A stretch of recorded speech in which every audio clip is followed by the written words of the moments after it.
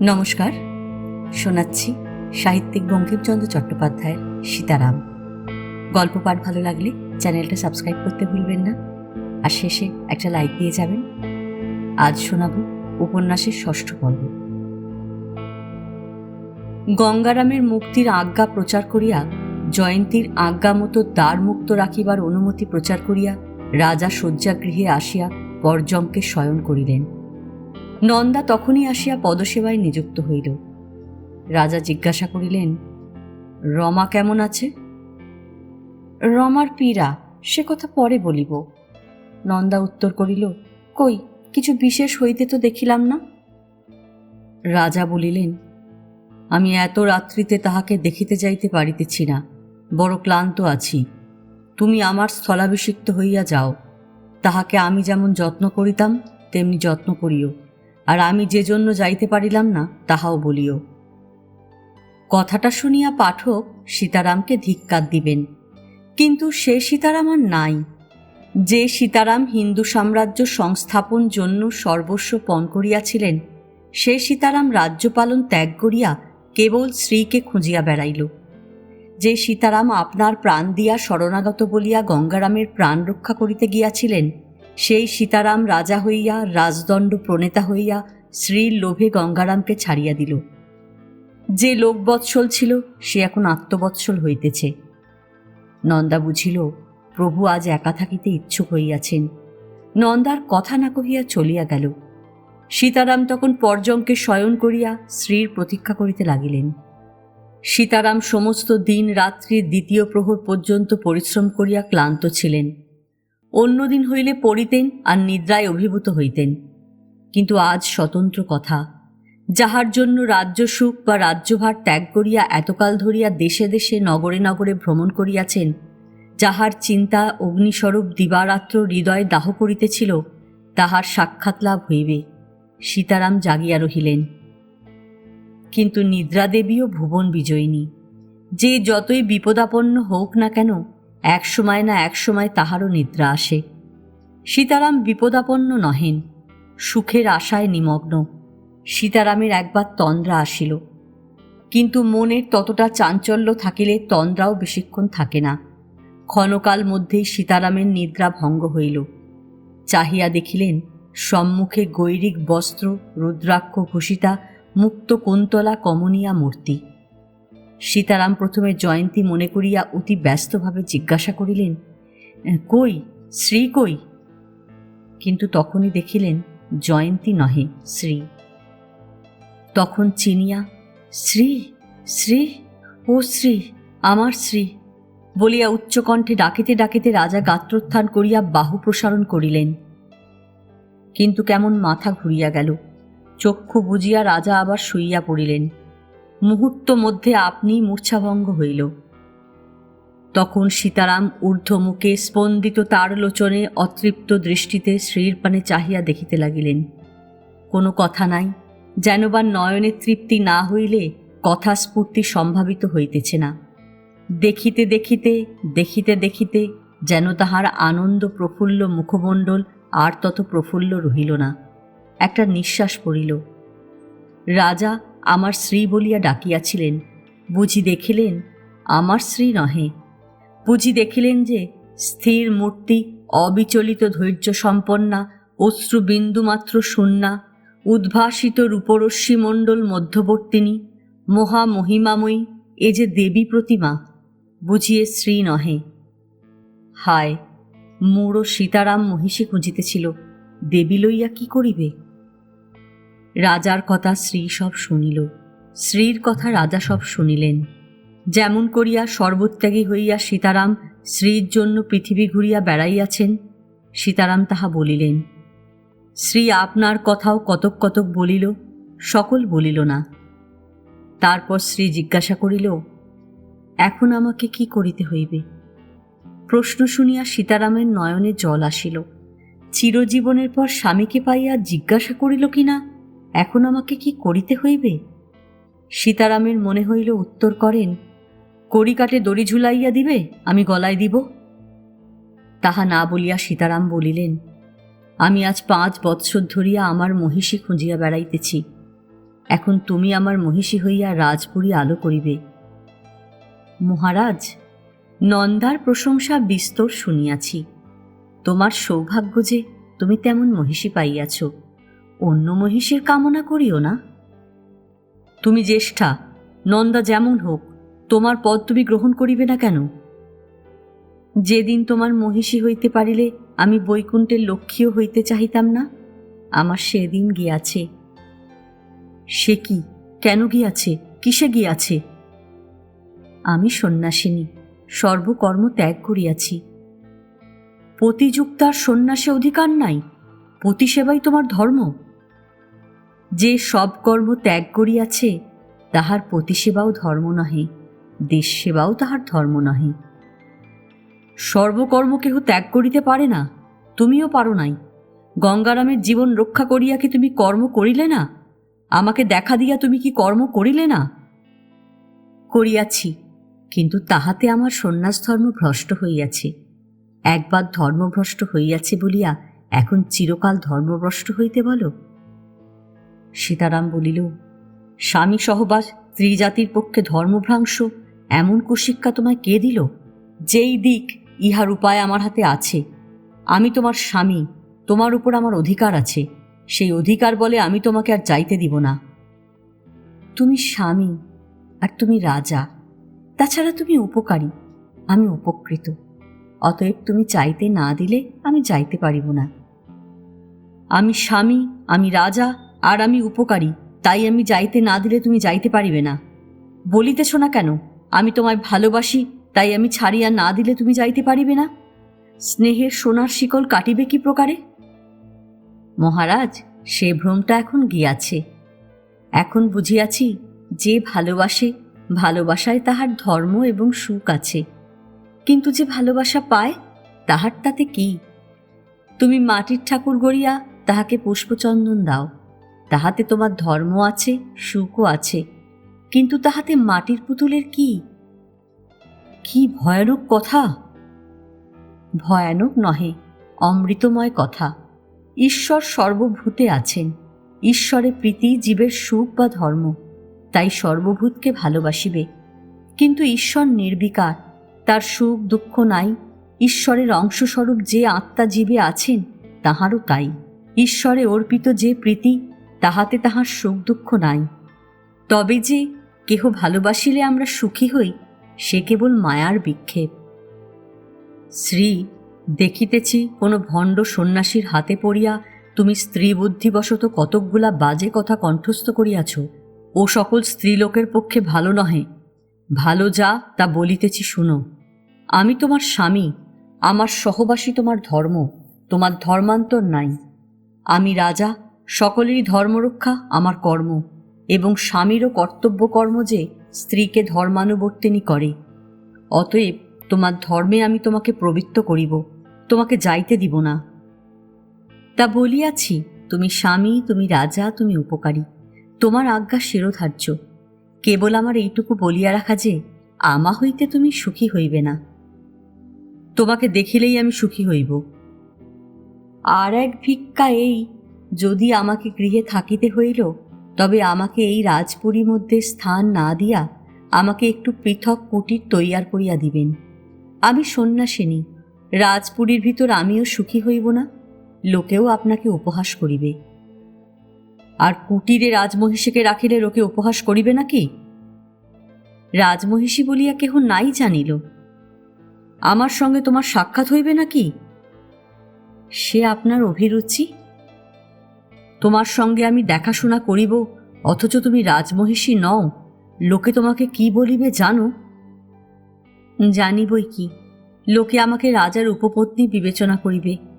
মহারাজ, আমি সন্ন্যাসিনী, আমার মান অপমান কিছুই নাই। বলে বলুক না, আমার মান অপমান আপনারই হাতে। সে কি রকম? আমি তোমার সহধর্মিনী, আমার সঙ্গে ধর্মাচরণ ভিন্ন অধর্মাচরণ করিও না। ধর্মার্থ ভিন্ন যে ইন্দ্রিয় পরিতৃপ্তি, তাহা অধর্ম। ইন্দ্রিয় তৃপ্তি পশুবৃত্তি। পশুবৃত্তির জন্য বিবাহের ব্যবস্থা দেবতা করেন নাই। পশুদিগের বিবাহ নাই, কেবল ধর্মার্থেই বিবাহ। রাজর্ষিগণ কখনো বিশুদ্ধচিত্ত না হইয়া সহধর্মিণী সহবাস করিতেন না। ইন্দ্রিয় বশ্যতা মাত্রই পাপ। আপনি যখন নিষ্পাপ হইয়া শুদ্ধ চিত্তে আমার সঙ্গে আলাপ করিতে পারিবেন, তখন আমি এই গৈরিক বস্ত্র ছাড়িব। যতদিন আমি এ গেরুয়া না ছাড়িব, ততদিন মহারাজ তোমাকে পৃথক আসনে বসিতে হইবে। আমি তোমার প্রভু, আমার কথাই চলিবে। একবার চলিতে পারে, কেননা তুমি বলবান। কিন্তু আমারও এক বল আছে। আমি বনবাসিনী। বনে আমরা অনেক প্রকার বিপদে পড়ি। এমন বিপদ ঘটিতে পারে যে তাহা হইতে উদ্ধার নাই। সে সময় আপনার রক্ষার জন্য আমার সঙ্গে একটু বিষ রাখি। আমার নিকট বিষ আছে, আবশ্যক হইলে খাইব। হায়, এ শ্রী তো সীতারামের শ্রী নয়। সীতারাম তাহা বুঝিয়াও বুঝিলেন না। মন কিছুতেই বুঝিল না। যাহার ভালোবাসার জিনিস মরিয়া যায়, সেও মৃতদেহের কাছে বসিয়া থাকে। কিছুক্ষণ বিশ্বাস করে না যে আর নিঃশ্বাস নাই। পাগল দর্পণ খুঁজিয়া বেড়ায়, দর্পণে নিঃশ্বাসের দাগ ধরে কিনা। সীতারাম এত বৎসর ধরিয়া মনোমধ্যে একটা শ্রীমূর্তি গড়িয়া তাহার আরাধনা করিয়াছিল। বাহিরের শ্রী যাই হোক, ভিতরের শ্রী তেমনিই আছে। বাহিরের স্ত্রীকেই তো সীতারাম হৃদয়ে বসাইয়া রাখিয়াছিলেন। সেই বাহিরের স্ত্রী তো বাহিরেই আছে, তবে সে হৃদয়ের স্ত্রী হইতে ভিন্ন কিসে? ভিন্ন বলিয়া সীতারাম বারেক মাত্র ভাবিতে পারিলেন না। লোকের বিশ্বাস আর সব যাই হোক, লোকে মনে করে মানুষ যা তাই থাকে। মানুষ যে কতবার মরে তাহা আমরা বুঝি না। এক দেহেই কতবার যে পুনর্জন্ম গ্রহণ করে তাহা মনেও করি না। সীতারাম বুঝিল না যে সে স্ত্রী মরিয়াছে, আর একটা স্ত্রী সেই দেহে জন্মগ্রহণ করিয়াছে। মনে করিল যে আমার স্ত্রী আছে। তাই স্ত্রীর চড়াচড়া কথাগুলা কানে তুলিল না। তুলিবারও বড় শক্তি ছিল না। স্ত্রীকে ছাড়িলে সব ছাড়িতে হয়। তাই স্ত্রী কিছুতেই রাজপুরীর মধ্যে থাকিতে রাজি হইল না। তখন সীতারাম চিত্তবিশ্রাম নামে ক্ষুদ্র অথচ মনোরম প্রমোদ ভবন স্ত্রীর নিবাসার্থ নির্দিষ্ট করিয়া দিলেন। স্ত্রী তাহাতে বাগঝাল পাতিয়া বসিল। রাজা প্রত্যহ তাহার সাক্ষাৎ জন্য যাইতেন। পৃথক আসনে বসিয়া তাহার সঙ্গে আলাপ করিয়া ফিরিয়া আসিতেন। ইহাতে রাজার পক্ষে বড় বিষময় ফল ফলিল। আলাপটা কিরকম হইল মনে করো। রাজা বলিতেন ভালোবাসার কথা। স্ত্রীর জন্য তিনি এতদিন যে দুঃখ পাইয়াছেন তাহার কথা। স্ত্রী ভিন্ন জীবনে তাহার আর কিছুই নাই সেই কথা। কত দেশে কত লোক পাঠাইয়াছেন, কত দেশে নিজে কত খুঁজিয়াছেন সেই কথা। স্ত্রী বলিত কত পর্বতের কথা, কত অরণ্যের কথা, কত বন্য পশু পক্ষী ফলমূলের কথা, কত জ্যোতি পরমহংস ব্রহ্মচারীর কথা, কত ধর্ম অধর্ম কর্ম অকর্মের কথা, কত পৌরাণিক উপন্যাসের কথা, কত দেশ বিদেশি রাজার কথা, কত দেশাচার লোকাচারের কথা। শুনিতে শুনিতে সেই পৃথক আসনে বসিয়াও রাজার বড় বিপদ হইল। কথাগুলি বড় মনোমোহিনী। যে বলে সে আরও মনোমোহিনী। আগুন তো জ্বলিয়াই ছিল, এবার ঘর পড়িল। স্ত্রী তো চিরকালই বনমোহিনী। যে স্ত্রী বৃক্ষ বিটপে দাঁড়াইয়া আঁচল হেলাইয়া রণজয় করিয়াছিল, রূপে এ স্ত্রী তাহার অপেক্ষা অনেক গুণে রূপসী। শরীরের স্বাস্থ্য এবং মনের বিশুদ্ধি হইতেই রূপের বৃদ্ধি জন্মে। স্ত্রীর শরীরের স্বাস্থ্য এবং মনের বিশুদ্ধি শতগুণে বাড়িয়াছিল, তাই রূপও শতগুণে বাড়িয়াছিল। সদ্য প্রস্ফুটিত প্রাতঃপুষ্পের যেমন পূর্ণ স্বাস্থ্য, কোথাও অপুষ্ট নয়, কোথাও অঙ্গহীন নয়, কোথাও বিবর্ণ নয়, কোথাও বিশুষ্ক নয়, সর্বত্র মসৃণ সম্পূর্ণ শীতল সুবর্ণ। স্ত্রীর তেমনি স্বাস্থ্য, শরীর সম্পূর্ণ। সেই জন্য স্ত্রী প্রকৃতির মূর্তিমতী শোভা। তারপর চিত্ত প্রশান্ত, ইন্দ্রিয় ক্ষোভ শূন্য, চিন্তা শূন্য, বাসনা শূন্য, ভক্তিময় প্রীতিময় দয়াময়। কাজেই সেই সৌন্দর্যের বিকার নাই, কোথাও একটা দুঃখের রেখা নাই, একটুমাত্র ইন্দ্রিয় ভোগের ছায়া নাই, কোথাও চিন্তার চিহ্ন নাই, সর্বত্র সুমধুর সহাস্য সুখময়। এ ভুবনেশ্বরী মূর্তির কাছে সে সিংহবাহিনী মূর্তি কোথায় দাঁড়ায়? তাহার পর সেই মনোমোহিনী কথা, নানা দেশের নানা বিষয়ের নানাবিধ অশ্রুতপূর্ব কথা, কখনো কৌতূহলের উদ্দীপক, কখনো মনোরঞ্জন, কখনো জ্ঞানগর্ভ। এই দুই মোহ একত্রে মিশিলে কোন অসিদ্ধ ব্যক্তির রক্ষা আছে? সীতারামের অনেক দিন তো আগুন জ্বলিয়াছিল, এখন ঘর পুড়িতে লাগিল। শ্রী হইতে সীতারামের সর্বনাশ হইল। প্রথমে সীতারাম প্রত্যহ সায়াহ্নকালে চিত্তবিশ্রামে আসিতেন, প্রহরে কথাবার্তা কহিয়া চলিয়া যাইতেন।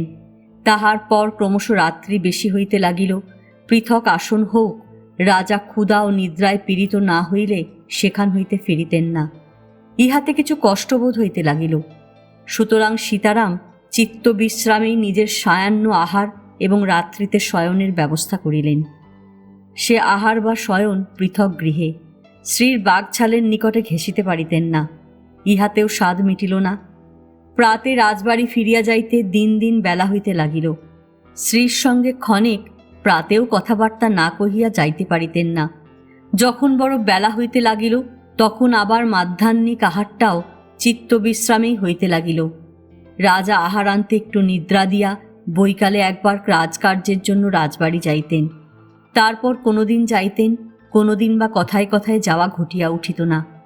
শেষ এমন হইয়া উঠিল যে যখন যাইতেন তখনই একটু ঘুরিয়া ফিরিয়া চলিয়া আসিতেন, চিত্তবিশ্রাম ছাড়িয়া তিষ্ঠিতেন না। চিত্তবিশ্রামেই রাজা বাস করিতে লাগিলেন। কখনো কখনো রাজভবনে বেড়াইতে যাইতেন। এদিকে চিত্তবিশ্রামে কাহারও কোনো কার্যের জন্য আসিবার হুকুম ছিল না। চিত্তবিশ্রামের অন্তঃপুরে কীটপতঙ্গ প্রবেশ করিতে পারিত না। কাজেই রাজকার্যের সঙ্গে রাজার সম্বন্ধ প্রায় ঘুচিয়া উঠিল। রামচাঁদ ও শ্যামচাঁদ দুইজন নিরীহ গৃহস্থ লোক মোহাম্মদপুরে বাস করে। রামচাঁদের চণ্ডীমণ্ডপে বসিয়া প্রদোষকালে নিভৃতের তামাকুর সাহায্যে দুইজন কথোপকথন করিতেছিল। কিয়দংশ পাঠককে শুনিতে হইবে। রামচাঁদ বলিল, ভালো ভায়া, বলিতে পারো চিত্তবিশ্রামের আসল ব্যাপারটা কি? শ্যামচাঁদ বলিল, কি জানো দাদা, ওসব রাজা রাজরার হয়েই থাকে। আমাদের গৃহস্থ ঘরে কারই বা ছাড়া, তার আর রাজা রাজরার কথায় কাজ কি? তবে আমাদের মহারাজকে ভালো বলতে হবে, মাত্রায় বড় কম, মোটেই এই একটি। রাম, হ্যাঁ তা তো বটেই। তবে কি জানো, আমাদের মহারাজা নাকি সেরকম নয়, পরম ধার্মিক। তাই কথাটা জিজ্ঞাসা করি, বলি এতকাল তো এসব ছিল না। শ্যাম, রাজাও আর সেরকম নাই, লোকে তো বলে। কি জানো, মানুষ চিরকাল একরকম থাকে না। ঐশ্বর্য সম্পদ বাড়িলে মনটাও কিছু এদিক ওদিক হয়। আগে আমরা রামরাজ্যে বাস করিতাম, ভূষণা দখল হয়ে অবধি কি আর তাই আছে? রাম বলিল, তা বটে। তা আমার যেন বোধ হয় যে চিত্তবিশ্রামের কাণ্ডটা হয়ে অবধি যেন বাড়াবাড়ি ঘটেছে। তা মহারাজকে এমন বশ করাও সহজ ব্যাপার নয়। মাগিও তো সামান্য নয়, কোথা থেকে উড়ে এসে জুড়ে বসিল। শ্যাম বলিল, শুনেছি সেটা নাকি একটা ভৈরবী। কেউ কেউ বলে সেটা ডাকিনী। ডাকিনীরা নানা মায়া জানে, মায়াতে ভৈরবী বেশ ধরে বেড়ায়। আবার কেউ বলে তার একটা জোড়া আছে, সেটা উড়ে উড়ে বেড়ায়, তাকে বড় কেউ দেখিতে পায় না। রাম, তবে তো বড় সর্বনাশ। রাজ্য পড়িল ডাকিনীর হাতে, এ রাজ্যের কি আর মঙ্গল আছে? শ্যাম, গতিকে তো বোধ হয় না। রাজা তো আর কাজকর্ম দেখেন না, যা করেন তর্কালঙ্কার ঠাকুর। তা তিনি লড়াই ঝগড়ার কি জানেন? এদিকে নাকি নবাবী ফৌজ শীঘ্রই আসিবে। রাম, আসে মৃন্ময় আছে। শ্যাম, তুমিও যেমন দাদা, পরের কি কাজ, যার কর্ম তার সাজে, অন্য লোকের লাঠি বাজে। এই তো দেখলে গঙ্গারাম দাস কি করলে। আবার কে জানে মৃন্ময় বা কি করবে। সে যদি মুসলমানের সঙ্গে মিশে যায় তবে আমরা দাঁড়াই কোথা? গোষ্ঠী শুদ্ধ জবাই হব দেখতে পাচ্ছি। রাম, তা বটে। তাই একে একে সব সরিতে আরম্ভ করেছে বটে। সেদিন তিলক ঘোষেরা উঠে যশোরে গেল, তখন বুঝিতে পারিলাম না। জিজ্ঞাসা করিলাম যে কেন যাও? বলে এখানে জিনিসপত্র মাগ্গি। এখনই তো আরো কয় ঘর আমাদের পাড়া হইতে উঠিয়া গিয়াছে। শ্যাম, তা দাদা তোমার কাছে বলছি, প্রকাশ করিও না, আমিও শিগগির সরব। রামচাঁদ, বটে তো আমি পড়ে জবাই হই কেন? তবে কি জানো, এইসব বাড়ি ঘর দ্বার খরচপত্র করে করা গেছে, এখন ফেলে ঝেলে যাওয়া গরিব মানুষের বড় দায়। শ্যাম, তা কি করবে? প্রাণটা আগে না বাড়িঘর আগে? ভালো রাজ্য বজায় থাকে আবার আসা যাবে, ঘরদার তো পালাবে না। শ্রী বলিল, মহারাজ, তুমি তো সর্বদাই চিত্তবিশ্রামে, রাজ্য করে কে? সীতারাম বলিল, তুমিই আমার রাজ্য, তোমাতে যত সুখ রাজ্যে কি তত সুখ? ছি ছি মহারাজ, এই জন্যই কি হিন্দু সাম্রাজ্য স্থাপিত করিতে প্রবৃত্ত হইয়াছিলে? আমার কাছে হিন্দু সাম্রাজ্য খাটো হইয়া গেল, ধর্ম গেল, আমি সব হইলাম, এই কি রাজা সীতারাম রায়? রাজ্য তো সংস্থাপিত হইয়াছে। টিকিবে কি? ভাঙে কার সাধ্য? তুমি ভাঙিতেছ। রাজার রাজ্য আর বিধবার ব্রহ্মচর্য সমান, যত্নে রক্ষা না করিলে থাকে না। কই, অরক্ষাও তো হইতেছে না। তুমি কি রাজ্য রক্ষা করো? তোমাকে তো আমার কাছেই দেখি। আমি রাজকর্ম না দেখি তা নয়, প্রায় প্রত্যহই রাজপুরীতে গিয়া থাকি। আমি একদণ্ড দেখিলে যা হইবে, অন্যের সমস্ত দিনে তত হইবে না। তাছাড়া তর্কালঙ্কার ঠাকুর আছেন, মৃন্ময় আছে, তাহারা সকল কর্মে পটু, তাহারা থাকিতে কিছু না দেখিলেও চলে। একবার তো তাহারা থাকিতে রাজ্য যাইতেছিল, দৈবাৎ তুমি সে রাত্রে না পৌঁছিলে রাজ্য থাকিত না। আবার কেন কেবল তাহাদের উপর নির্ভর করিতেছ? আমি তো আছি, কোথাও যাই নাই, আবার বিপদে পড়ে রক্ষা করিব? যতক্ষণ এই বিশ্বাস থাকিবে ততক্ষণ তুমি কোনো যত্নই করিবে না। যত্নভিন্ন কোনো কাজই সফল হয় না। যত্নের ত্রুটি কি দেখিলে? আমি স্ত্রী জাতি, সন্ন্যাসী, আমি রাজকার্য কি বুঝি যে সে কথার উত্তর দিতে পারি? তবে একটা বিষয় মনে বড় শঙ্কা হয়। মুর্শিদাবাদের সংবাদ পাইতেছেন কি? তোরাব খাঁ গেল, ভূষণা গেল, বারোভূঁইয়া গেল, নবাব কি চুপ করিয়া আছে? সে ভাবনা করিও না। মুর্শিদকুলি যতক্ষণ মাল খাজনা ঠিক কিস্তি কিস্তি পাইবে ততক্ষণ কিছু বলিবে না। পাইতেছে কি? হ্যাঁ, পাঠাইবার বন্দোবস্ত আছে বটে, তবে এবার দেওয়া যায় নাই, অনেক খরচপত্র হইয়াছে। তবে সে চুপ করিয়া আছে কি? সীতারাম মাথা হেঁট করিয়া কিছুক্ষণ নীরব হইয়া রহিলেন। পরে বলিলেন, সে কি করিবে, কি করিতেছে, তাহার কিছু সংবাদ পাই নাই। মহারাজ, চিত্ত বিশ্রামে থাকো বলিয়া কি সংবাদ লইতে ভুলিয়া গিয়াছ? সীতারাম চিন্তামগ্ন হইয়া বলিলেন, বোধ হয় তাই। শ্রী, তোমার মুখ দেখিলে আমি সব ভুলিয়া যাই। তবে আমার এক ভিক্ষা আছে, এ পোড়ার মুখ আবার লুকাইতে হইবে, নহিলে সীতারাম রায়ের নামে কলঙ্ক হইবে, ধর্মরাজ্য ছাড়ে খাড়ে যাইবে। আমায় হুকুম দাও, আমি বনে যাই। যা হয় হোক, আমি ভাবিয়া দেখিয়াছি, হয় তোমায় ছাড়িতে হইবে, নয় রাজ্য ছাড়িতে হইবে। আমি রাজ্য ছাড়িব, তোমায় ছাড়িব না। তবে তাহাই করুন, রাজ্য কোনো উপযুক্ত লোকের হাতে দিন, তারপর সন্ন্যাস গ্রহণ করিয়া আমার সঙ্গে বনে চলুন। সীতারাম চিন্তামগ্ন হইয়া রহিলেন। রাজার তখন ভোগ লালসা অত্যন্ত প্রবলা। আগে হইলে সীতারাম রাজ্য ত্যাগ করিতে পারিতেন, এখন সে সীতারাম নাই। রাজ্যভোগে সীতারামের চিত্ত সমল হইয়াছে, সীতারাম রাজ্য ত্যাগ করিতে পারিলেন না। সেই যে সভাতলে রমা মূর্ছিত হইয়া পড়িয়া গিয়াছিল, সখীরা ধরাধরি করিয়া আনিয়া শোয়াইয়াছিল, সেই অবধি রমা আর উঠে নাই।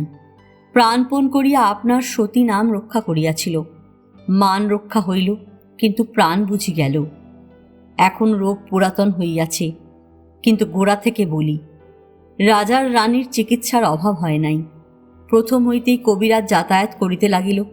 অনেকগুলা কবিরাজ রাজবাড়িতে চাকরি করে, তত কর্ম নাই। সচরাচর ভৃত্যবর্গকে মশলা খাওয়াইয়া এবং পরিচারিকাকে পোস্টাই দিয়া কালাতিপাত করে। এক্ষণে ছোট রানীকে রোগী পাইয়া কবিরাজ মহাশয়েরা হঠাৎ বড়লোক হইয়া বসিলেন। তখন রোগ নির্ণয় লইয়া মহা হুলস্থুল পড়িয়া গেল। মূর্ছা, বায়ু, অম্ল, পিত্ত, হৃদরোগ ইত্যাদি নানাবিধ রোগের লক্ষণ শুনিতে শুনিতে রাজপুরুষেরা জ্বালাতন হইয়া উঠিল। কেহ নিদানের দোহাই দেন, কেহ বাগভটের, কেহ চরক সংহিতার বচন আওড়ান, কেহ সুশ্রুতের টিকা ঝাড়েন। রোগ অনির্ণীত রহিল। কবিরাজ মহাশয়েরা কেবল বচন ঝাড়িয়া নিশ্চিন্ত রহিলেন, এমন নিন্দা আমরা করি না। তাহারা নানা প্রকার ঔষধের ব্যবস্থা করিলেন। কেহ বটিকা, কেহ গুঁড়া, কেহ ঘৃত, কেহ তৈল। কেহ বলিলেন ঔষধ প্রস্তুত করিতে হইবে, কেহ বলিলেন, আমার কাছে যাহা প্রস্তুত আছে তেমন আর হইবে না। যাই হোক, রাজার বাড়ি, রানীর রোগ, ঔষধের প্রয়োজন থাক না থাক, নূতন প্রস্তুত হইবে না এমন হইতে পারে না। হইলে 10 জনে 2 টাকা 2 শিকা উপার্জন করিতে পারে। অতএব ঔষধ প্রস্তুতের ধুম পড়িয়া গেল। কোথাও হামানদিস্তায় মূল পিষ্ট হইতেছে, কোথাও ঢেকিতে ছাল কুটিতেছে, কোথাও হাঁড়িতে কিছু সিদ্ধ হইতেছে, কোথাও খুলিতে তৈলে মূর্ছনা পড়িতেছে। রাজবাড়ির একজন পরিচারিকা একদিন দেখিয়া বলিল, রানী হইয়া রোগ হয় সেও ভালো। যার জন্য ঔষধের এত ধুম, তার সঙ্গে ঔষধের সাক্ষাৎ সম্বন্ধ বড় অল্প। কবিরাজ মহাশয়েরা ঔষধ যোগাইতেন না তা নয়, সে গুণে তাহাদের কিছুমাত্র ত্রুটি ছিল না। তবে রমার দোষে সে যত্ন বৃথা হইল। রমা ঔষধ খাইত না। মুরলার বদলে যমুনা নাম্নী একজন পরিচারিকা রানীর প্রধানা দাসী হইয়াছিল। যমুনাকে একটু প্রাচীন দেখিয়া নন্দা তাহাকে এই পদে অভিষিক্ত করিয়াছিলেন। আমরা এমন বলিতে পারি না যে যমুনা আপনাকে প্রাচীন বলিয়া স্বীকার করিত। শুনিয়াছি কোনো ভৃত্য বিশেষের এ বিষয়ে সম্পূর্ণ মতান্তর ছিল। তথাপি স্থূল কথা এই যে যমুনা একটু প্রাচীন চালে চলিত, রমাকে বিলক্ষণ যত্ন করিত। রোগিণীর সেবার কোনো প্রকার ত্রুটি না হয় তদ্বিষয়ে বিশেষ মনোযোগিনী ছিল। রমার জন্য কবিরাজেরা যে ঔষধ দিয়া যাইত তাহা তাহারই হাতে পড়িত। সেবন করাইবার ভার তাহার উপর, কিন্তু সেবন করানো তাহার সাধ্যাতীত। রমা কিছুতেই ঔষধ খাইত না। এদিকে রোগের কোনো উপশম নাই, ক্রমেই বৃদ্ধি। রমা আর মাথা তুলিতে পারে না। দেখিয়া শুনিয়া যমুনা স্থির করিল যে সকল কথা সে বড় রানীকে গিয়া জানাইবে। অতএব রমাকে বলিল, আমি বড় রানীর কাছে চলিলাম, ঔষধ তিনি নিজে আসিয়া খাওয়াইবেন। রমা বলিল, বাছা, মৃত্যুকালে আর কেন জ্বালাতন করিস, বরং তোর সঙ্গে একটা বন্দোবস্ত করি। যমুনা জিজ্ঞাসা করিল, কি বন্দোবস্ত মা? তোমার এই ঔষধগুলি আমারে বেচিবে? আমি 1 টাকা দিয়া 1 বড়ি কিনিতে রাজি আছি। সে আবার কি মা? তোমার ঔষধ তোমায় আবার বেচিব কি? টাকা নিয়ে তুমি যদি আমায় বড়ি বেচো, তাহলে তোমার আর তাতে কোনো অধিকার থাকিবে না। চাই আমি খাই, চাই না খাই, তুমি আর কথা কইতে পাবে না। যমুনা কিছুক্ষণ ভাবিল। সে বুদ্ধিমতী, মনে মনে বিচার করিল যে এ তো মরিবেই, তবে আমি টাকাগুলা ছাড়ি কেন? প্রকাশ্যে বলিল, তা মা, তুমি যদি খাও তো টাকা দিয়াই নাও, আর অমনি নাও, নাও না কেন? আর যদি না খাও তো আমার কাছে ওষুধ পড়ে থেকেই কি ফল? অতএব চুক্তি ঠিক হইল। যমুনা টাকা লইয়া ঔষধ রমাকে বেচিল।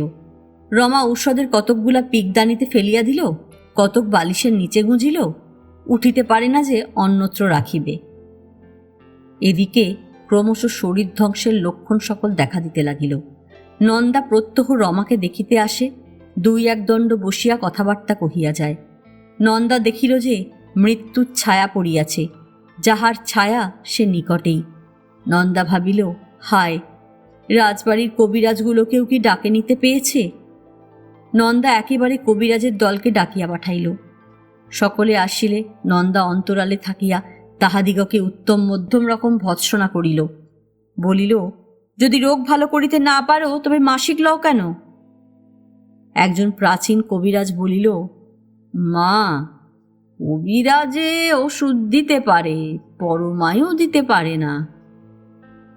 নন্দা বলিল, তবে আমাদের ঔষধে কাজ নাই, কবিরাজেও কাজ নাই, তোমরা আপনার আপনার দেশে যাও। কবিরাজ মণ্ডলী বড় ক্ষুণ্ণ হইল। প্রাচীন কবিরাজটি বড় বিজ্ঞ।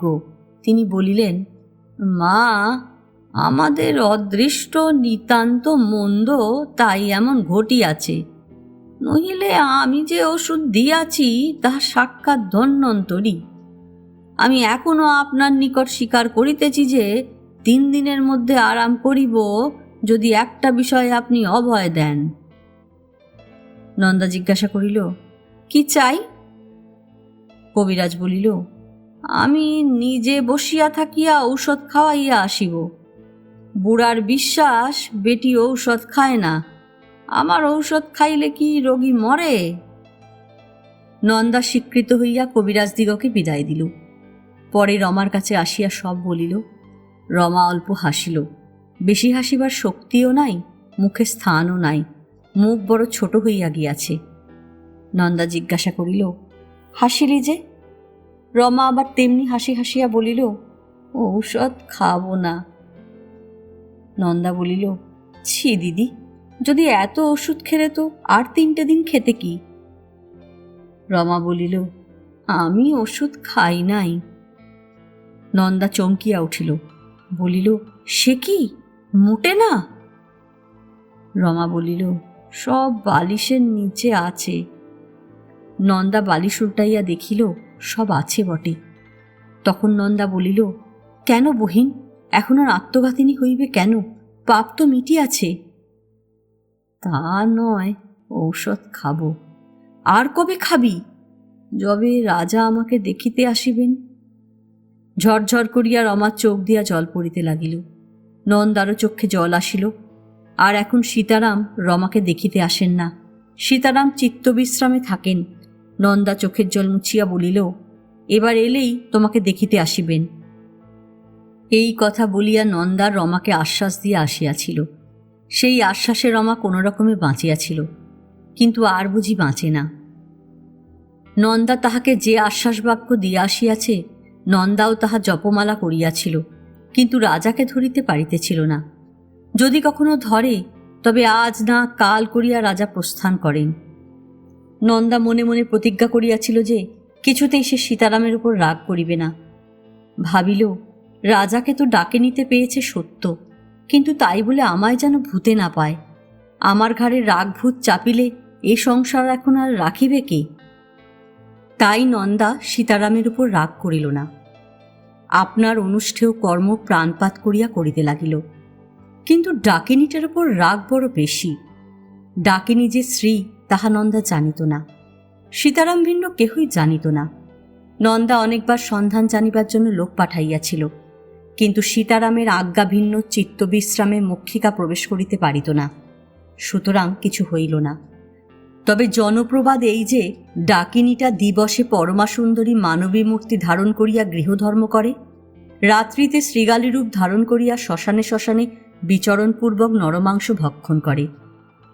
অতিশয় ভীতা হইয়া নন্দা চন্দ্রচূড় ঠাকুরকে সবিশেষ নিবেদন করিল।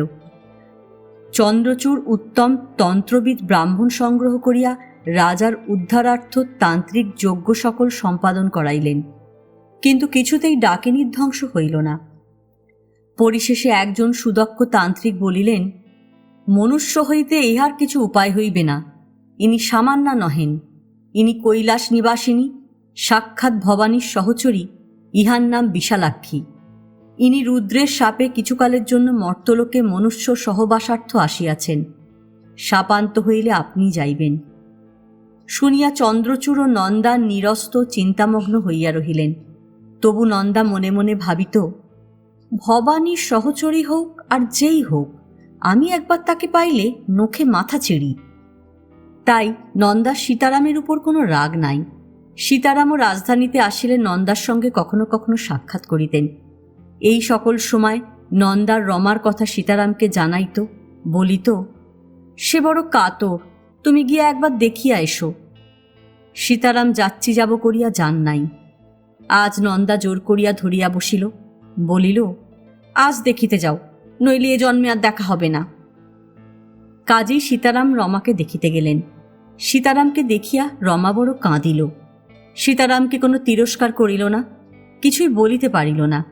সীতারামের মনে কিছু অনুতাপ জন্মিল কিনা জানি না। সীতারাম স্নেহসূচক সম্বোধন করিয়া রোগমুক্তির ভরসা দিতে লাগিলেন। ক্রমে রমা প্রফুল্ল হইল, মৃদু মৃদু হাসিতে লাগিল। কিন্তু কি হাসি! হাসি দেখিয়া সীতারামের শঙ্কা হইল যে আর অধিক বিলম্ব নাই। সীতারাম পালঙ্কের উপর উঠিয়া বসিয়াছিলেন, সেইখানে রমার পুত্র আসিল। আবার রমার চক্ষুতে জল আসিল। কিছুক্ষণ অবাধে জল শুষ্ক গণ্ড বহিয়া পড়িতে লাগিল। ছেলেও মার কান্না দেখিয়া কাঁদিতেছিল। রমা ইঙ্গিতে অস্ফুট স্বরে সীতারামকে বলিলেন, ওকে একবার কোলে নাও। সীতারাম অগত্যা পুত্রকে কোলে লইলেন। তখন রমা সকাতরে ক্ষীণ কণ্ঠে রুদ্ধশ্বাসে বলিতে লাগিল, মার দোষে ছেলেকে ত্যাগ করিও না। এই তোমার কাছে আমার শেষ ভিক্ষা। বড় রানীর হাতে ওকে সমর্পণ করিয়া যাব মনে করেছিলাম, কিন্তু তা না করিয়া তোমারই হাতে সমর্পণ করিলাম। কথা রাখিবে কি? সীতারাম কলের পুতুলের মতো স্বীকৃত হইলেন। রমা তখন সীতারামকে আরও নিকটে আসিয়া বসিতে ইঙ্গিত করিলেন।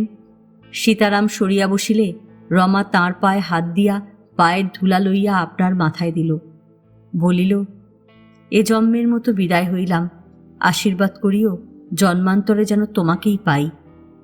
তারপর তার বাক্য বন্ধ হইল, শ্বাস বড় জোরে জোরে পড়িতে লাগিল, চক্ষুর জ্যোতি গেল, মুখের উপর কালো ছায়া আরও কালো হইতে লাগিল, শেষে সব অন্ধকার হইল, সব জ্বালা জুড়াইল, রমা চলিয়া গেল। যেদিন রমা মরিল সেদিন সীতারাম আর চিত্তবিশ্রামে গেলেন না। এখনও তত দূর হয় নাই যখন সীতারাম রাজা না হইয়াছিলেন, যখন আবার স্ত্রীকে না দেখিয়াছিলেন, তখন সীতারাম রমাকে বড় ভালোবাসিতেন, নন্দার অপেক্ষাও ভালোবাসিতেন।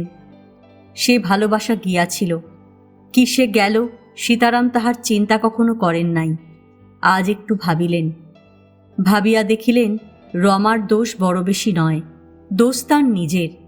মনে মনে আপনার উপর বড় অসন্তুষ্ট হইলেন। কাজেই মেজাজ খারাপ হইয়া উঠিল। চিত্ত প্রফুল্ল করিবার জন্য স্ত্রীর কাছে যাইতে প্রবৃত্তি হইল না, কেননা স্ত্রীর সঙ্গেই আত্মগ্লানির বড় নিকট সম্বন্ধ। রমার প্রতি তাহার নিষ্ঠুর আচরণের কারণই স্ত্রী। স্ত্রীর কাছে গেলে আগুন আরও বাড়িবে, তাই স্ত্রীর কাছে না গিয়া রাজা নন্দার কাছে গেলেন। কিন্তু নন্দা সেদিন একটা ভুল করিল। নন্দা বড় চটিয়া ছিল। ডাকিনীই হোক আর মানুষই হোক, কোনো পাপিষ্ঠার জন্য যে রাজা নন্দাকে অবহেলা করিতেন, নন্দা তাহাতে আপনার মনকে রাগিতে দেয় নাই। কিন্তু রমাকে এত অবহেলা করায় রমা যে মরিল, তাহাতে রাজার উপর নন্দার রাগ হইল। কেননা আপনার অপমানও তাহার সঙ্গে মিশিল। রাগটা এত বেশি হইল যে অনেক চেষ্টা করিয়াও নন্দা সকলটুকু লুকাইতে পারিল না। রমার প্রসঙ্গ উঠিলে নন্দা বলিল, মহারাজ, তুমিই রমার মৃত্যুর কারণ। নন্দা এইটুকু মাত্র রাগ প্রকাশ করিল, আর কিছুই না। কিন্তু তাহাতেই আগুন জ্বলিল, কেননা ইন্ধন প্রস্তুত। একে তো আত্মগ্লানিতে সীতারামের মেজাজ খারাপ হইয়াছিল, কোনো মতে আপনার নিকটে আপনার সাফাই করিবার চেষ্টা করিতেছিলেন। তাহার উপর নন্দার এই উচিত তিরস্কার শেলের মতো বিধিল। মহারাজ, তুমিই রমার মৃত্যুর কারণ। শুনিয়া রাজা গর্জিয়া উঠিলেন, বলিলেন, ঠিক কথা, আমি তোমাদের মৃত্যুর কারণ। আমি প্রাণপাত করিয়া আপনার রক্তে পৃথিবী ভাসাইয়া তোমাদিগকে রাজরানী করিয়াছি। কাজেই এখন বলবে বই কি আমি তোমাদের মৃত্যুর কারণ? যখন রমা গঙ্গারামকে ডাকিয়া আমার মৃত্যুর কারণ হইবার চেষ্টা করিয়াছিল, কই তখন তো কেহ কিছু বলো নাই। এই বলিয়া রাজা রাগ করিয়া বহির্বাটিতে গেলেন। সেখানে চন্দ্রচূড় ঠাকুর রাজাকে রমার জন্য শোকাকুল বিবেচনা করিয়া তাহাকে সান্ত্বনা করিবার জন্য নানা প্রকার আলাপ করিতে লাগিলেন। রাজার মেজাজ তপ্ত তেলের মতো ফুটিতেছিল। রাজা তাহার কথার বড় উত্তর করিলেন না। চন্দ্রচূড় ঠাকুরও একটা ভুল করিলেন। তিনি মনে করিলেন রমার মৃত্যুর জন্য রাজার অনুতাপ হইয়াছে। এই সময় চেষ্টা করিলে যদি ডাকিনী হইতে মন ফিরে, তবে সে চেষ্টা করা উচিত। তাই চন্দ্রচূড় ঠাকুর ভূমিকা করিবার অভিপ্রায় বলিলেন, মহারাজ, আপনি যদি ছোট রানীর প্রতি আর একটু মনোযোগী হইতেন, তাহলে তিনি আরোগ্য লাভ করিতে পারিতেন। জ্বলন্ত আগুন এ ফুৎকারে আরও জ্বলিয়া উঠিল। রাজা বলিলেন, আপনারও কি বিশ্বাস যে আমি ছোট রানীর মৃত্যুর কারণ? চন্দ্রচূড়ের সেই বিশ্বাস বটে। তিনি মনে করিলেন এ কথা রাজাকে স্পষ্ট করিয়া বলাই উচিত। আপনার দোষ না দেখিলে কাহারও চরিত্র শোধন হয় না। আমি ইহার গুরু ও মন্ত্রী, আমি যদি বলিতে সাহস না করিব তবে কে বলিবে? অতএব চন্দ্রচূড় বলিলেন, তাহা একরকম বলা যাইতে পারে। রাজা বলিলেন, পারে বটে, বলুন। কেবল বিবেচনা করুন, আমি যদি লোকের মৃত্যু কামনা করিতাম, তাহা হইলে এই রাজ্যে একজনও এতদিন টিকিত না। চন্দ্রচূড় বলিলেন, আমি বলিতেছি না যে আপনি কাহারও মৃত্যু কামনা করেন, কিন্তু আপনি মৃত্যু কামনা না করিলেও যে আপনার রক্ষণীয়, তাহাকে আপনি যত্ন ও রক্ষা না করিলে কাজেই তাহার মৃত্যু উপস্থিত হইবে। কেবল ছোট রানী কেন, আপনার তত্ত্বাবধানের অভাবে বুঝি সমস্ত রাজ্য যায়। কথাটা আপনাকে বলিবার জন্য কয়েকদিন হইতে আমি চেষ্টা করিতেছি, কিন্তু আপনার অবসর অভাবে তাহা বলিতে পারি নাই। রাজা মনে মনে বলিলেন, সকল বেটাই বলে তত্ত্বাবধানের অভাব, বেটারা করে কি? প্রকাশ্যে বলিলেন, তত্ত্বাবধানের অভাব আপনারা করেন কি? চন্দ্রচূড় বলিলেন, যা করিতে পারি সব করি, তবে আমরা রাজা নহি। যেটা রাজার হুকুম নহিলে সিদ্ধ হয় না সেইটুকু পারি না। আমার ভিক্ষা, কাল প্রাতে একবার দরবারে বসেন, আমি আপনাকে সবিশেষ অবগত করি, কাগজপত্র দেখাই, আপনি রাজ আজ্ঞা প্রচার করিবেন। রাজা মনে মনে বলিলেন, তোমার গুরুগিরির কিছু বাড়াবাড়ি হইয়াছে, আমারও ইচ্ছা তোমায় কিছু শিখাই। প্রকাশ্যে বলিলেন, বিবেচনা করা যাইবে। চন্দ্রচূড়ের তিরস্কারে রাজার সর্বাঙ্গ জ্বলিতেছিল। কেবল গুরু বলিয়া সীতারাম তাহাকে বেশি কিছু বলিতে পারেন নাই। কিন্তু রাগে সে রাত্রি নিদ্রা গেলেন না। চন্দ্রচূড়কে কিসে শিক্ষা দিবেন সেই চিন্তা করিতে লাগিলেন। প্রভাতে উঠিয়াই প্রাতঃকৃত্য সমস্ত সমাপন করিয়া দরবারে বসিলেন। চন্দ্রচূড় খাতাপত্রে রাশি আনিয়া উপস্থিত করিলেন। যে কথাটা চন্দ্রচূড় রাজাকে জানাইতে ইচ্ছা করিয়াছিলেন তাহা এই, যত বড় রাজ্যই হোক না কেন, আর যত বড় রাজা হোক না কেন, টাকা নইলে কোনো রাজ্যই চলে না। আমরা একালে দেখিতে পাই, যেমন তোমার আমার সংসার টাকা নহিলে চলে না, তেমনি ইংরেজের এত বড় রাজ্য টাকা নহিলে চলে না। টাকার অভাবে তেমনি রোমক সাম্রাজ্য লোপ পাইল, প্রাচীন সভ্যতা অন্ধকারে মিশাইল। সীতারামের সহসা টাকার অভাব হইল। সীতারামের টাকার অভাব হওয়া অনুচিত, কেননা সীতারামের আয় অনেক গুণ বাড়িয়াছিল। ভূষণার ফৌজদারি এলাকা তাহার করতলস্থ হইয়াছিল, 12 ভূঁইয়া তাহার বশে আসিয়াছিল।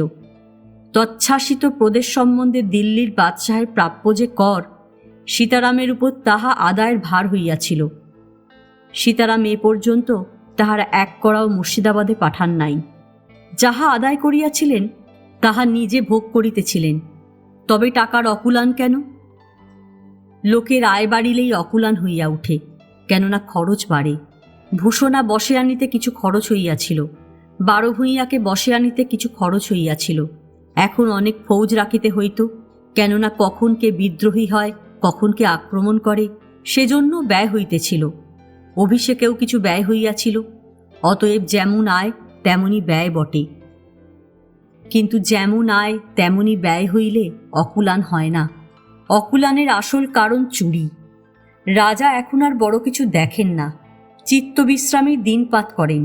কাজেই রাজপুরুষেরা রাজভাণ্ডারের টাকা লইয়া যাহার যাহা ইচ্ছা সে তাহাই করে। কে নিষেধ করে? চন্দ্রচূড় ঠাকুর নিষেধ করেন, কিন্তু তাহার নিষেধ কেহ মানে না। চন্দ্রচূড় জনকত বড় বড় রাজকর্মচারীর চুরি ধরিলেন। মনে করিলেন, এবার যেদিন রাজা দরবারে বসিবেন সেই দিন খাতাপত্র সকল তাহার সম্মুখে ধরিয়া দিবেন। কিন্তু রাজা কিছুতেই ধরা দেন না। কাজ যা থাকে মহাশয় করুন বলিয়া কোনো মতে পাশ কাটাইয়া চিত্তবিশ্রামে পলায়ন করেন। চন্দ্রচূড় হতাশ হইয়া শেষে নিজেই কয়জনের বরতরফের হুকুম জারি করলেন। তাহারা তাহাকে হাসিয়া উড়াইয়া দিল, বলিল, ঠাকুর, যখন স্মৃতির ব্যবস্থা প্রয়োজন হইবে তখন আপনার কথা শুনিব। রাজার সহি মোহরের পরোয়ানা দেখান, নহিলে ঘরে গিয়া সন্ধ্যা আহ্নিক করুন। রাজার সহি মোহর পাওয়া কিছু শক্ত কথা নহে। এখন রাজার কাছে যা হয় একখানা কাগজ ধরিয়া দিলেই তিনি সহি দেন। পরিবার অবকাশ হয় না, চিত্তবিশ্রামে যাইতে হইবে। অতএব চন্দ্রচূড় এই অপরাধী দিগের বরতরফি পরোয়ানাতে রাজার সহি করাইয়া লইলেন। রাজা না পড়িয়াই সহি দিলেন, কিন্তু তাহাতে চন্দ্রচূড়ের কার্যসিদ্ধি হইল না। প্রধান অপরাধী খাজাঞ্চি দরবারে উপস্থিত ছিল। সে দেখিল যে রাজা না পড়িয়াই সহি দিলেন। রাজা চলিয়া গেলে সে বলিল, ও হুকুম মানি না, ও তোমার হুকুম, রাজার নয়। রাজা কাগজ পড়িয়াও দেখেন নাই। যখন রাজা স্বয়ং বিচার করিয়া আমাদিগের বরতরফ করিবেন তখন আমরা যাইব, এখন নহে। কেহই গেল না, খুব চুরি করিতে লাগিল। ধনাগার তাহাদের হাতে, সুতরাং চন্দ্রচূড় কিছুতেই কিছু করিতে পারিলেন না। তাই আজ চন্দ্রচূড় রাজাকে পাকড়াও করিয়াছিলেন। রাজা দরবারে বসিলে অপরাধী দিগের সমক্ষেই চন্দ্রচূড় কাগজপত্র সকল রাজাকে বুঝাইতে লাগিলেন। রাজা একে সমস্ত জগতের উপর রাগিয়াছিলেন, তাহাতে আবার চুরির বাহুল্য দেখিয়া ক্রোধে অত্যন্ত বিকৃত চিত্ত হইয়া উঠিলেন। রাজাজ্ঞা প্রচার করিলেন যে অপরাধী সকলেই শুলে যাইবে। হুকুম শুনিয়া আম দরবার শিহরিয়া উঠিল। চন্দ্রচূড় যেন বজ্রাহত হইলেন। বলিলেন, সে কি মহারাজ, লঘু পাপে এত গুরুদণ্ড? রাজা ক্রোধে অধীর হইয়া বলিলেন, লঘু পাপ কি, চোরের শুলি ব্যবস্থা। চন্দ্রচূড় বলিলেন, ইহার মধ্যে কয়জন ব্রাহ্মণ আছে, ব্রহ্মহত্যা করিবেন কি প্রকারে? ব্রাহ্মণদিগের নাক কান কাটিয়া কপালে তপ্ত লোহার দ্বারা চোল লিখিয়া ছাড়িয়া দিবে, আর সকলে শুলে যাইবে। এই হুকুম জারি করিয়া রাজা চিত্তবিশ্রামে চলিয়া গেলেন। হুকুম মতো অপরাধীদিগের দণ্ড হইল। নগরে হাহাকার পড়িয়া গেল। অনেক রাজকর্মচারী কর্ম ছাড়িয়া পলাইল। চুরি বন্ধ হইল, কিন্তু টাকার তবু কুলান হয় না। রাজ্যের অবস্থা রাজাকে বলা নিতান্ত আবশ্যক, কিন্তু রাজাকে পাওয়া ভার, পাইলেও কথা হয় না। চন্দ্রচূড় সন্ধানে সন্ধানে ফিরিয়া আবার একদিন রাজাকে ধরিলেন। বলিলেন, মহারাজ, একবার এ কথায় কর্ণপাত না করিলে রাজ্য থাকে না। থাকে থাকে, যায় যায়। ভালো, শুনিতেছি, বলুন কি হয়েছে। সিপাহী সব দলে দলে ছাড়িয়া চলিতেছে। কেন?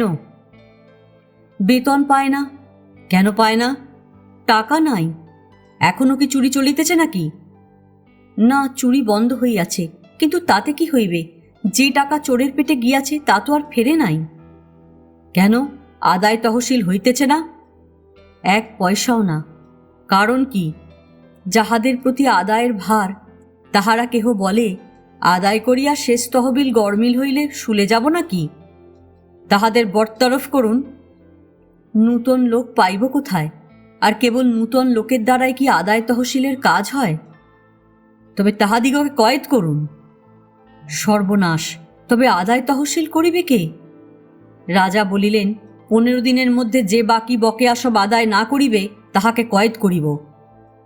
চন্দ্রচূড় বলিলেন, সকল তহসিলদারেরও দোষ নাই, দেনেওয়ালারা অনেকে দিতেছে না। কেন দেয় না? বলে, মুসলমানের রাজ্য হইলে দিব, এখন দিয়া কি দোকর দিব? যে টাকা না দিবে, যাহারা বাকি পড়িবে, তাহাকেও কয়েদ করিতে হইবে। চন্দ্রচূড় হাঁ করিয়া রহিলেন। শেষে বলিলেন, মহারাজ, কারাগারে এত স্থান কোথা? বড় বড় চালা তুলিয়া দিবেন। এই বলিয়া বাকিদার ও তহসিলদার উভয়ের কয়েদের হুকুমে স্বাক্ষর করিয়া রাজা চিত্তবিশ্রামে প্রস্থান করিলেন। চন্দ্রচূড় মনে মনে শপথ করিলেন, আর কখনো রাজাকে রাজকার্যের কোনো কথা জানাইবেন না। এই হুকুমে দেশে ভারী হাহাকার পড়িয়া গেল। কারাগার সকল ভরিয়া গেল। চন্দ্রচূড় চালা তুলিয়া কুলাইতে পারিলেন না। বাকিদার তহসিলদার উভয় দেশ ছাড়িয়া পলাইতে লাগিল। যে বাকিদার নয়, সেও সঙ্গে সঙ্গে পলাইতে লাগিল। তাই বলিতেছিলাম যে, আগে আগুন তো জ্বলিয়াছিল, এখন ঘর পুড়িল। যদি শ্রী না আসিত, তবে সীতারামের এতটা অবনতি হইত কিনা জানি না। কেননা সীতারাম তো মনে মনে স্থির করিয়াছিলেন যে রাজ্য শাসনে মন দিয়া শ্রীকে ভুলিবেন। সে কথা যথাস্থানে বলিয়াছি। অসময়ে আসিয়া শ্রী দেখা দিল। সে অভিপ্রায় বালির বাঁধের মতো আসক্তির বেগে ভাসিয়া গেল।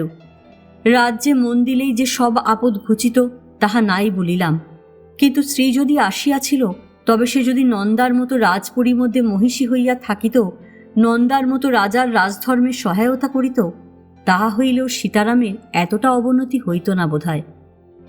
কেননা কেবল ঐশ্বর্য মদে যে অবনতিটুকু হইয়াছিল, শ্রী ও নন্দার সাহায্যে সেটুকুরও কিছু খর্বতা হইত।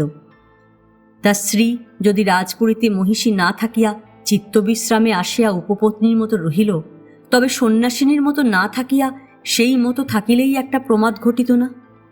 আকাঙ্ক্ষা পূর্ণ হইলে তাহার মোহিনী শক্তির অনেক লাঘব হইত। কিছুদিনের পর রাজার চৈতন্য হইতে পারিত। তা যদি শ্রী সন্ন্যাসিনী হইয়াই রহিল, তবে সোজা রকম সন্ন্যাসিনী হইলেও এই বিপদ হইত না। কিন্তু এই ইন্দ্রাণীর মতো সন্ন্যাসিনী বাঘ ছালে বসিয়া বাঘকে মধুবৃষ্টি করিতে থাকিবে, আর সীতারাম কুকুরের মতো তফাতে বসিয়া মুখ পানে চাহিয়া থাকিবে, অথচ সে সীতারামের স্ত্রী। 5 বৎসর ধরিয়া সীতারাম তাহার জন্য প্রায় প্রাণপাত করিয়াছিলেন। এ দুঃখের কি আর তুলনা হয়? ইহাতেই সীতারামের সর্বনাশ ঘটিল। আগে আগুন লাগিয়াছিল মাত্র, এখন ঘর পুড়িল। সীতারাম আর সহ্য করিতে না পারিয়া মনে মনে সংকল্প করিলেন স্ত্রীর উপর বলপ্রয়োগ করিবেন। তবে যাকে ভালোবাসে তাহার উপর বলপ্রয়োগ বড় পামরেও পারে না। স্ত্রীর উপর রাজার যে ভালোবাসা তাহা এখন কাজেই ইন্দ্রিয় বশ্যতায় আসিয়া পড়িয়াছিল, কিন্তু ভালোবাসা এখনো যায় নাই। তাই বলপ্রয়োগে ইচ্ছুক হইলেও সীতারাম তাহা করিতেছিলেন না। বলপ্রয়োগ করিব কিনা এ কথার মীমাংসা করিতে সীতারামের প্রাণ বাহির হইতেছিল।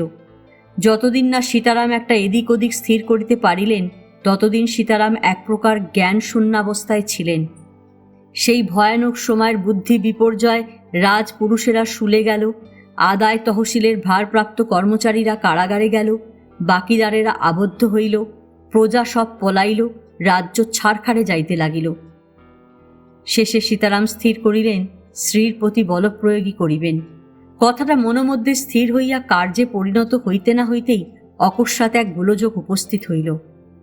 চন্দ্রচূড় ঠাকুর রাজাকে আর একদিন পাকড়া করিয়া বলিলেন, মহারাজ, তীর্থ পর্যটনে যাইব ইচ্ছা করিয়াছি, আপনি অনুমতি করিলেই যাই। কথাটা রাজার মাথায় যেন বজ্রাঘাতের মতো পড়িল। চন্দ্রচূড় গেলে নিশ্চয়ই স্ত্রীকে পরিত্যাগ করিতে হইবে, নয় রাজ্য পরিত্যাগ করিতে হইবে। অতএব রাজা চন্দ্রচূড় ঠাকুরকে তীর্থযাত্রা হইতে নিবৃত্ত করিতে চেষ্টা করিতে লাগিলেন। এখন চন্দ্রচূড় ঠাকুরের স্থির সিদ্ধান্ত এই যে এই পাপ রাজ্যে আর বাস করিবেন না, এই পাপিষ্ঠ রাজার কর্ম আর করিবেন না। অতএব তিনি সহজে সম্মত হইলেন না। অনেক কথাবার্তা হইল, চন্দ্রচূড় অনেক তিরস্কার করিলেন, রাজাও অনেক উত্তর প্রত্যুত্তর করিলেন। শেষে চন্দ্রচূড় থাকিতে সম্মত হইলেন, কিন্তু কথায় কথায় অনেক রাত্রি হইল। কাজেই রাজা সেদিন চিত্তবিশ্রামে গেলেন না। এদিকে চিত্তবিশ্রামে সেই রাত্রে এক কাণ্ড উপস্থিত হইল। আজ এ পর্যন্তই। উপন্যাসের অন্তিম পর্ব নিয়ে অন্যদিন আসব। গল্প পাঠ ভালো লাগলে লাইক, শেয়ার, কমেন্টস করতে ভুলবেন না। এখনও যারা আমার চ্যানেলটা সাবস্ক্রাইব করেননি তাদের সকলের কাছে অনুরোধ রইল, প্লিজ আমার চ্যানেলটা সাবস্ক্রাইব করে নেবেন। পাশে যে বেল নোটিফিকেশনটা আছে সেটা অবশ্যই প্রেস করে দেবেন। আজকের মতন নমস্কার।